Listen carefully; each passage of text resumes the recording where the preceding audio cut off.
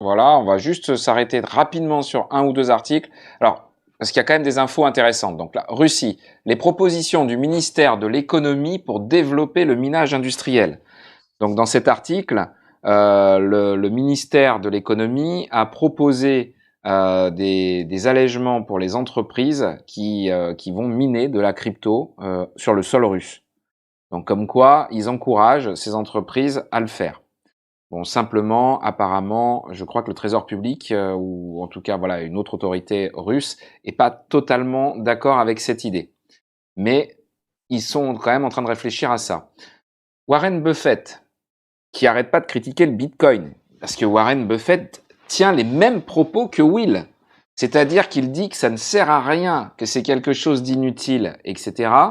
Eh bien, avec l'article qui était proposé par le journal du Coin, on découvre que, en fait, Warren Buffett, avec son entreprise, donc avec une de ses entreprises en tout cas, a investi plusieurs millions dans le Bitcoin à plusieurs reprises. À deux reprises, il a d'abord investi, je crois, 500 000 $, et puis là, il a investi plusieurs millions dernièrement. Donc un double discours, en tout cas. Ensuite, rupture en vue. Donc ça, c'est un article du 15 février, encore une fois, du journal du Coin, qui nous dit qu'il y a, a priori, on est en train de partir sur quelque chose de haussier quand même. Pas une rupture à la baisse, mais une rupture à la hausse. À moyen terme, alors, parce qu'à court terme, Bitcoin il revient revient au-dessus au-dessus. des 44 000. Ouais, Bon,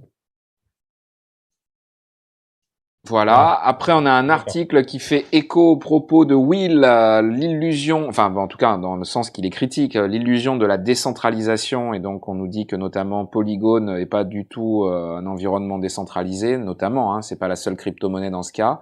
C'est-à-dire qu'en gros, ce que ça veut tout simplement dire que c'est pas décentralisé comme on voudrait que ce le soit de par ce que devrait être une crypto-monnaie, à tel point que chez Polygon, il suffit qu'il y ait la moitié des personnes qui disposent des accès suffisants, ils peuvent rafler tous les portefeuilles de tout le monde, ce qui n'est pas du tout dans l'esprit des crypto-monnaies. Le site internet de Coinbase est tombé en panne pendant le Super Bowl, parce qu'ils ont fait de la publicité pendant le Super Bowl, ils se sont affichés, ils ont fait un super partenariat, et du coup, ça a explosé. Et oui, ça a explosé pourquoi? Bah parce qu'en fait, ils offraient 15 $. Alors évidemment, tous ceux qui étaient en train de regarder le Super Bowl, qui est quand même un événement incroyable aux États-Unis, ils sont tous allés récupérer leur petit 15 $ en créant leur petit compte, et paf, pastèque, Coinbase est tombé en panne. Mais bon, victime de son succès, hein, rien de méchant.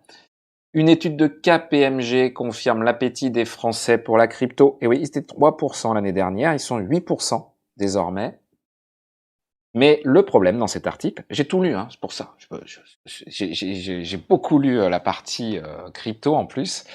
Eh bien, le problème, c'est qu'on s'aperçoit que ce sont essentiellement des jeunes qui ont investi dans la crypto. Alors bon, on pourrait s'interroger de pourquoi ce sont des jeunes, mais enfin, la réponse, elle est simple. C'est parce que ça se fait depuis ce fameux téléphone portable, que ça se fait en quelques clics, et que c'est beaucoup plus simple que d'investir dans la bourse. Et comme ils savent pas trop sur quoi investir et qu'ils se disent que la fortune n'est pas loin en mettant 2-3 euros dans la crypto, bah, ils ont tous mis un petit peu de sous sur la crypto-monnaie. On en est tous là. Alors, ils ont investi Il y a beaucoup essentiellement. d'influenceurs aussi qui parlent des cryptos, hein. Oui, ça d'ailleurs, on l'a vu dans une On revient émission à précédente. TikTok, hein. Je Oui, note. voilà, on revient à TikTok. Oui. On l'a vu dans une émission précédente. Désormais, tout ça, c'est bien encadré, les communications des influenceurs à ce Bah, quand sujet. tu vois que Nabila te vend du Bitcoin, qu'est-ce que tu veux? Nabila. Bon, alors, donc euh, voilà, bon, 8%, c'est essentiellement des jeunes. Et quoi vous dire de plus dans cet article? Bah, c'est tout. C'est juste que ça peut être dangereux à plus ou moins court terme, hein, pour eux, puisque si jamais tout se casse la figure, en fonction de ce qu'ils auront investi, ils auront tout perdu. Mais bon. États-Unis, les mineurs de crypto désormais exemptés des règles de déclaration fiscale. Alors ça, c'est encore un article favorable à la crypto-monnaie. Et oui, on apprend que il a été décidé que les mineurs simples n'auront pas à faire de déclaration fiscale. Et c'est très bien pour eux, tant mieux pour eux. Mais c'est très bien aussi pour la crypto. Ça fait des bonnes nouvelles entre la Russie et les États-Unis. Aquaverse lance sa collection NFT pour financer son projet de dépollution des fonds marins. Voilà, c'est ce que je te disais. Donc c'est là-dessus peut-être qu'il faudra s'interroger un peu plus. Mais donc effectivement dans cet article, c'est là où j'ai lu que la crypto-monnaie sur laquelle ils se sont appuyés pour vendre leur NFT se prétend être négative en carbone. Elon Musk, tu nous avais prétendu la semaine dernière que Elon Musk était assez hostile aux crypto-monnaies, mais non, pas du tout. Il continue même Enfin, c'est suite à un tweet, en l'occurrence, là, où il a envoyé un smiley en réponse à quelqu'un qui lui demandait s'il serait possible un jour d'acheter les produits dérivés de Starlink, qu'il demandait en fait de pouvoir acheter avec du Dogecoin. C'est bien Starlink, alors. Starlink, pardon. Donc pour pouvoir acheter avec du Dogecoin. Et j'ai relu que du coup Tesla acceptait le Dogecoin, il n'y a pas de souci.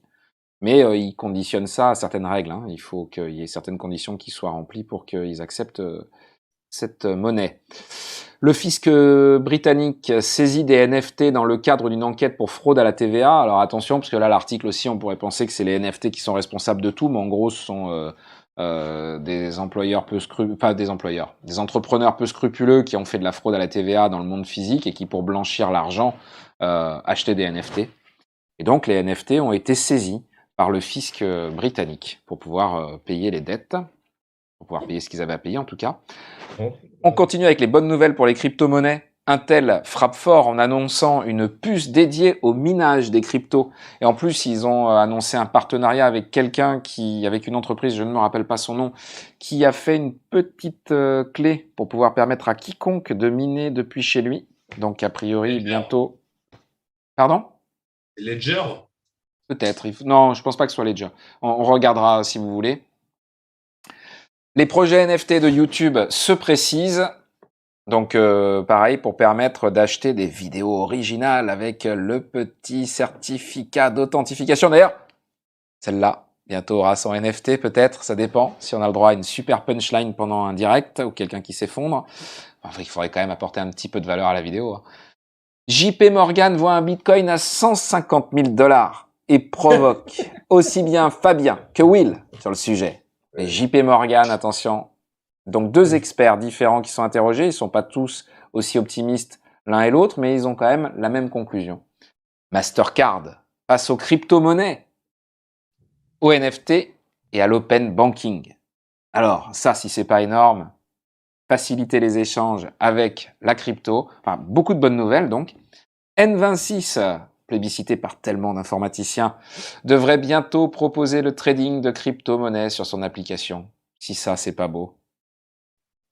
Et voilà. Alors, Que des bonnes nouvelles. que des bonnes nouvelles pour la crypto. J'ai l'impression qu'il y a quelqu'un qui veut que ça remonte.